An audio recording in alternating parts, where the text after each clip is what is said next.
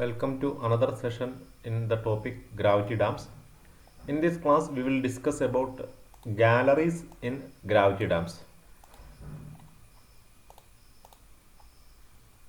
ഈ ഡയഗ്രത്തിൽ നിങ്ങൾ ചിലരെങ്കിലും കണ്ടിട്ടുണ്ടാവും ഈ ഒരു ഡാമിനകത്തുകൂടി പാസ് ചെയ്യുന്ന ഒരു ഷാഫ്റ്റ് ഹൊറിസോണ്ടൽ ഡയറക്ഷനിലോ അല്ലെങ്കിൽ വെർട്ടിക്കൽ ഡയറക്ഷനിലോ അല്ലെങ്കിൽ ഏത് ഡയറക്ഷനിലും ഒരു ഡാമിനകത്തു കൂടി നമുക്ക് ഉള്ളിലേക്ക് കയറാവുന്ന ഒരു തുരങ്കം, അതിനെയാണ് ആക്ച്വലി ഗാലറി എന്ന് പറയുന്നത്.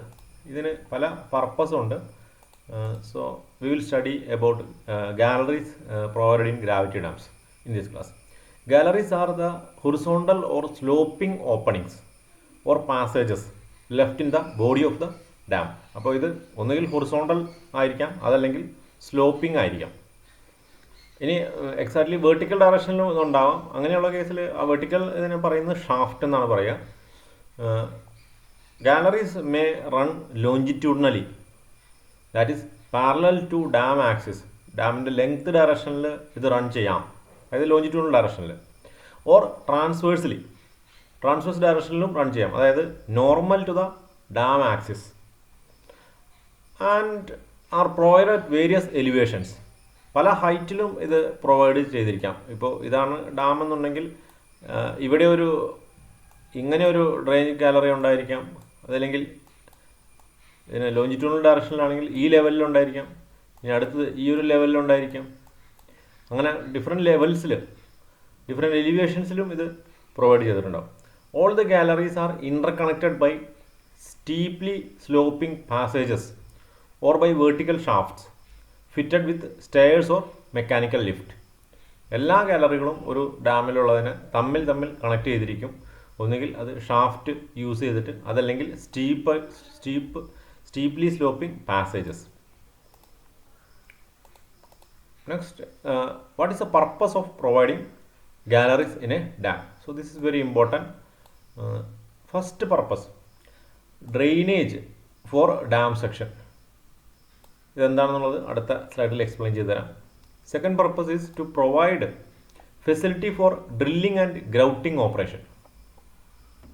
സോ അതിനു മുൻപ് ഐ വിൽ എക്സ്പ്ലെയിൻ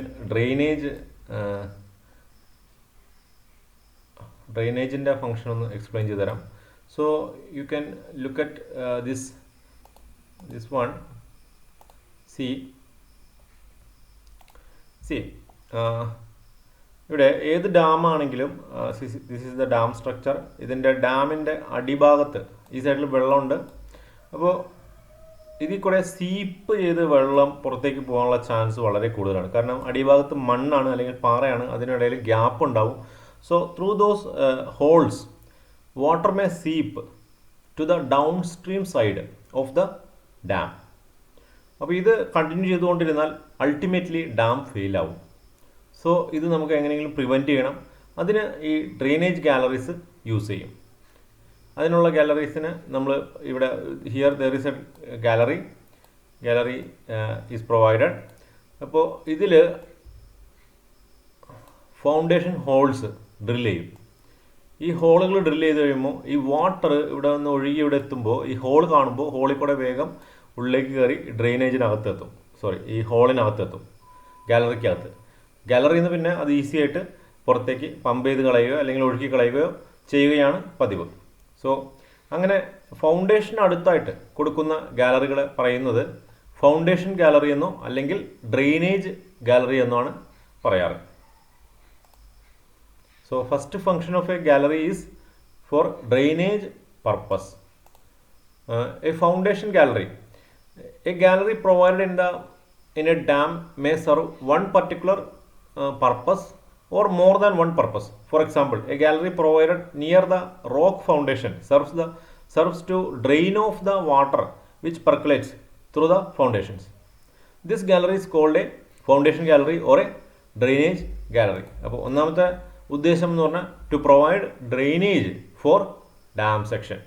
ഇനി ഗാലറികളുടെ രണ്ടാമത്തെ പർപ്പസ് എന്ന് പറഞ്ഞാൽ provide facility for drilling and grouting operation.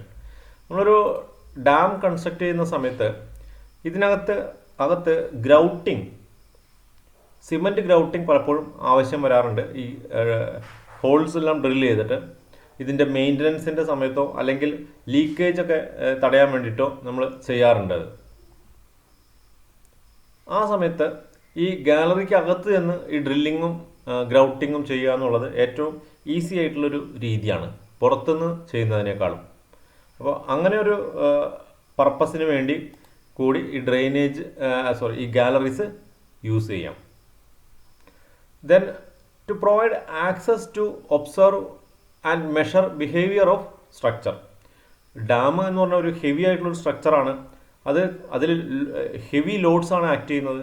അപ്പോൾ ഇതിൻ്റെ കൺസ്ട്രക്ഷന് ശേഷം ഇതെങ്ങനെ ബിഹേവ് ചെയ്യുന്നു, ഇത് എത്രത്തോളം ഡിഫ്ലക്റ്റ് ചെയ്യുന്നുണ്ട്, ക്രാക്സ് ഡെവലപ്പ് ചെയ്യുന്നുണ്ടോ ഇതിനകത്ത് എന്നുള്ള കാര്യങ്ങളൊക്കെ ഒബ്സർവ് ചെയ്യണം. അപ്പോൾ ഒബ്സർവ് ചെയ്യാൻ ഏറ്റവും ബെസ്റ്റ് മെത്തേഡ് ഗാലറികൾ നിർമ്മിക്കുക എന്നുള്ളതാണ്.